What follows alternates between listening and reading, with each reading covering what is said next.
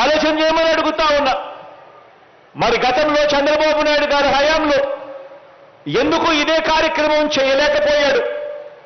ఎందుకు తాను చెయ్యలేదు? ఎందుకు తాను పట్టించుకోలేదు? మరి మీ బిడ్డ మీకోసం ఇంతగా ఎందుకు పట్టించుకొని తప్పించి ఎందుకు ఈరోజు ఈ కార్యక్రమాన్ని పూర్తి చేయగలిగాడు అని చెప్పి ఆలోచన చేయమని అడుగుతా ఉన్నా మీ అందరితో కూడా. కారణం కేవలం ఇద్దరి మధ్య తేడా ఒకటి.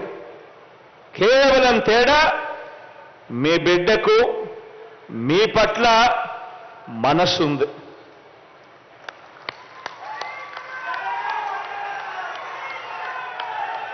పేదవాడు ఎలా బతుకుతా ఉన్నాడు, పేదవాడిని ఎలా ఆదుకోవాలి, పేదవాడిని ఎలా తోడుగా ఉండాలి, పేదరికం నుంచి పేదవాడిని ఎలా లాగాలి, వారి బ్రతుకులు ఎలా మార్చాలి అని తాపత్రయం మీ బిడ్డకు మాత్రమే ఉంది. తేడా ఇది అని గమనించమని కోరుతా ఉన్నా మీ అందరితో కూడా.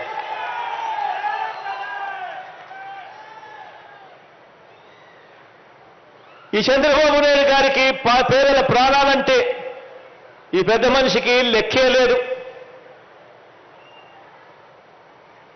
తన సొంత నియోజకవర్గం, ఈ పెద్ద మనిషి గురించి 4 మాటలు చెప్పాలి అని అంటే తన సొంత నియోజకవర్గం కుప్పం, తన సొంత నియోజకవర్గం కుప్పంకు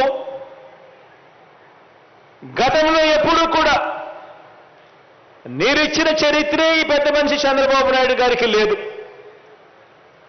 కుప్పంకు నీళ్లు ఇవ్వాలన్నా కూడా మళ్ళీ అది జరిగేది మీ బిడ్డ ముఖ్యమంత్రి అయిన తర్వాతనే అని చెప్పి కూడా చెప్పడానికి సంతోషపడతా ఉన్నా. మరి సొంత నియోజకవర్గం తనని ఎమ్మెల్యేగా గెలిపించిన నియోజకవర్గాన్ని పట్టించుకొని ఈ వ్యక్తి, ఇటువంటి వ్యక్తికి ఇక ఉత్తరాంధ్ర మీద ఏం ప్రేమ ఉంటుంది, ఉద్దానం మీద ఏం మమకారం ఉంటుంది అని చెప్పి ఆలోచన చేయమని కోరుతా ఉన్నాం మీ అందరితో కూడా.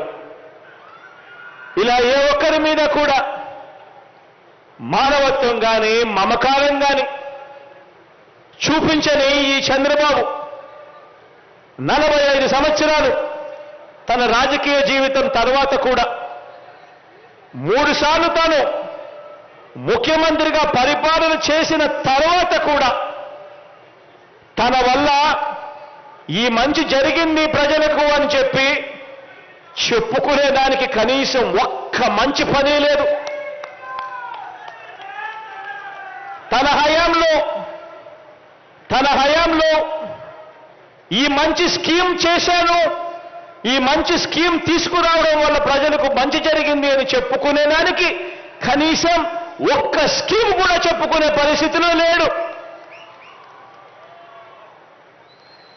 పోనీ తాను మాట ఇస్తే ఆ మాట మీద తాను నిలబడ్డాడు అని, ఆ మాట కోసం తాను ఎందాకైనా పోయాడు అని, ఆ మాట నిలబెట్టుకున్నాడు అని కనీసం చెప్పుకునేందుకు కనీసం ఒక్క విషయంలో అయినా కనీసం మాట మీద నిలబడిన చరిత్ర లేదు.